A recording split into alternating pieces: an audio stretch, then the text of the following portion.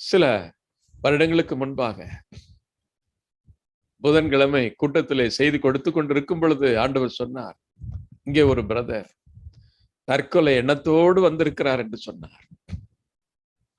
அப்பொழுது ஒரு சகோதரன் எழுந்து நின்றார்.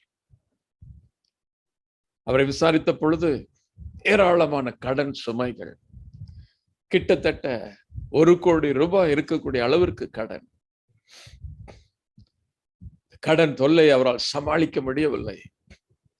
ஆகையினால் செத்துவிடலாம் என்கிற ஒரு தீர்மானத்திற்கே வந்துவிட்டார். பாருங்கள், கடன்காரர்கள் நெருக்குவதனாலே ஒரு அவமானம், இந்த அவமானத்தை தாங்க முடியாமல் இறந்து விடலாம் என்கிற ஒரு நிலைக்கு அவர் தள்ளப்பட்டார்.